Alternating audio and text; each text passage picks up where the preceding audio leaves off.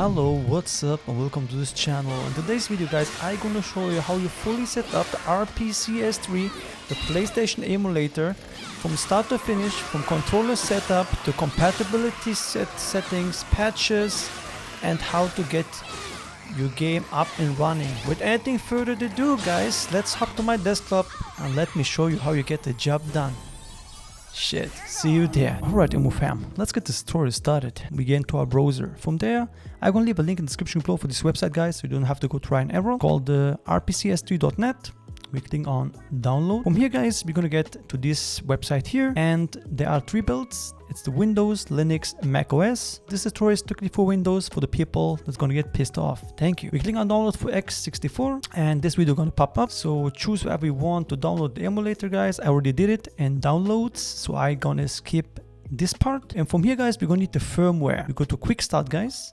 You're going to be directed to this website here. We're scrolling down. So one important thing guys, before you get the firmware, is this recommended and minimum requirements for the emulator to actually run as good as possible on your machine. So I would let you go for 6 cores and 12 threads and really skip this 4 cores and 2 threads, because it's not going to run as good as it would run on the recommended settings. With this out of the way guys, we keep on scrolling here for the RPCS3 emulator to run as well as it's supposed to.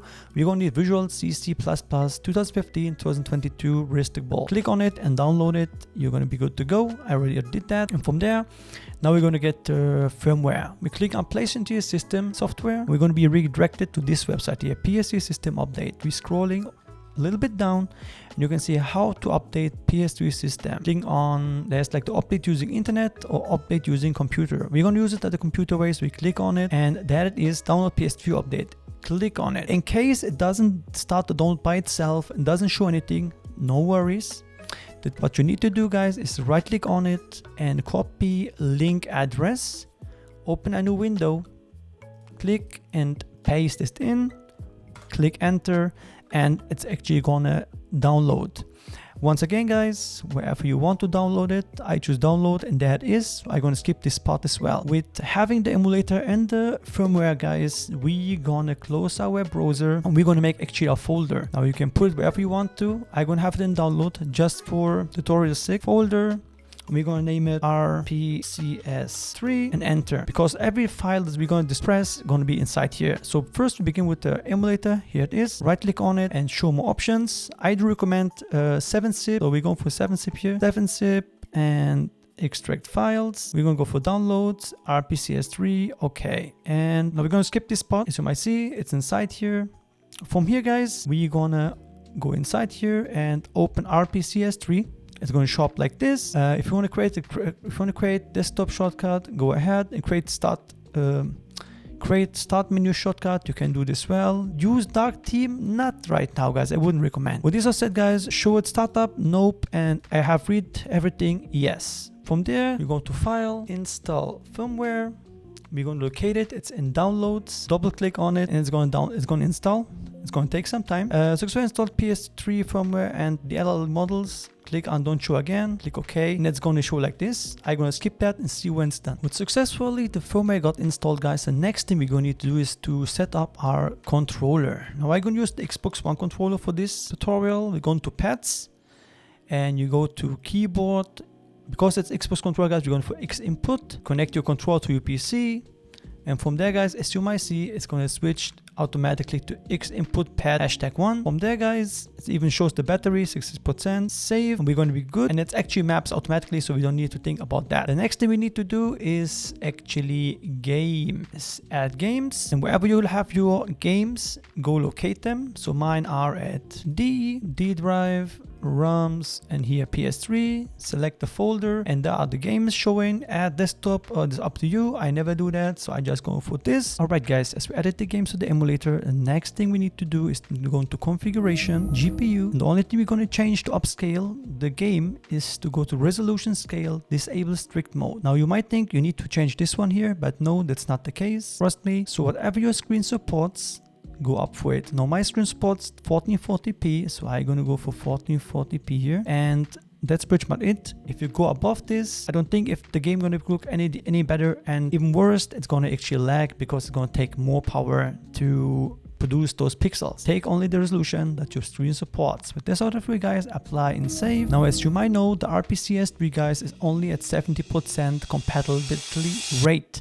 That means all games has issues, glitches, and problems. And to resolve them separately, because there are a lot of games, show you how to do that. It's really important, and for each game, it's different settings. Now, if you go for the global settings, here in configuration, you might get all kinds of messy shit done. So to fix that, you need to go to click on the game with right click, as you might see here. To check what settings are correctly for this game, you're going for check game compatibility. We're going to redirect it to this website here. From here, guys, you choose the game that you want to see. For me, it's Lollipop Chainsaw. Don't judge me. And from here, guys, as you might see, are all the settings that you need to apply to get actually the game as smooth and as good looking as possible. It gives you all the information. Now, you might think, how do I apply those customized settings? We're going to minimize here this window, guys. And once again, we're clicking right click on the game title, whatever it is, and you go and create custom configuration from global settings. You click on it, and this will automatically create a folder. And from here, guys, as you might see, CPU, just an example, guys, stick with me, you're not gonna regret it. We're going back to our website here, and as you might see, it gives you all the instructions. You cannot go wrong. Here, CPU configuration, it says settings, TXT instructions, option disabled, notes, and it gives you even why. So disabled it should be. We're going back to the emulator, guys, and as you might see here, it's this one here, TXT instructions, not supported, so I don't need to do anything about it.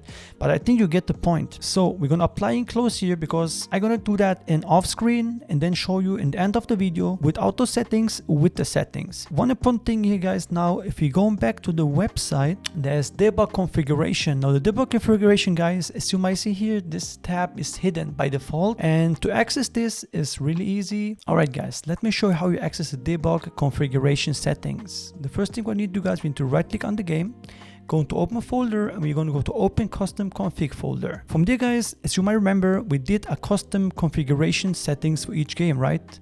And I told you before in the video we're going to need it. So this is actually it. From here, guys, double click on it, and it's going to give you options. Go just for notepad and just open it. And from here, guys, we enter debug configuration settings. Now we gonna have a back to the website, and the website tell us force GPU build on emulation. So force GPU build. So that means we go back here, we scroll all the way till we find force. It's probably in the video here, force CPU build. So what you need to do, guys, here is just to mark it and do this true. With this out of way, guys, you go for file, save, close it, and you pretty much, this is how you actually access the debug configuration settings. Alright, guys, I applied all the settings here, as you might see, on into the game by right clicking and change custom configurations, and I actually can guide you through just real fast here. So CPU, as you might see here, CPU configuration, TXA instructions, it's not available. Then the next is GPU, is here, just one guide you through. Anthropic filter auto, and here it is, Anthropic filter auto, guys, and it gives you the reason why. Resolution scale threshold is here, guys. It's 256 by 256, just as said. White color G buffers is here. I enabled this as well. An advanced configuration. This is for the FPS to run actually in 60. You have to have it 120 means 60, and 240 equals 120. So if you want to run it at 60 FPS, guys, you go into advanced, and down here, guys, V blank recurrence to 120. But keep something in mind. We need to be enabling the FPS patch. Now let's apply here and save custom configuration, guys, and the debug thingy we already did. So how to actually take care of the patches, right? Easy again, right click on the game, guys, and you will see here manage game patches. For the first time, guys, it's gonna tell you an update, you just yes, and so you not get cluttered in all the other games. You click on show only owned games, and it's going to only show you your game. For me, it's this one here. Click on it again, and what we want to do to get actually 60 FPS smooth and up and running, we need, as well as the website says, to enable this, apply and save, and it's actually said right here. So of course what we need to do as well, guys, we're going back to manage patches, and we want to get the best resolution, disable bloom, disable image grain, and disable low resolution depth of field. Save that, because hey, if you get all the enhancements, why not? And with it all said, I think I covered everything that you could cover to get like the best out of it. Run the game and show you how it's gonna actually look. Alright guys, this is the setting applied, the patches as well, and the game is literally night and day from what I can tell. Yeah, if you like this video, guys, give this video a like, subscribe to this channel, and if you like this kind of content, there's a video right here and another one right there. Sorry. And with that all said, guys, hold up, body checks. Now I can get them. Whoops. And how the body, there we go, body check. And with that all said, I'm gonna get the heck out of here. Have yourself a good day. But where else, keep it cool and stay awesome. My name is El from MW Gaming, guys. Hey, and I'm freaking out of here. Peace.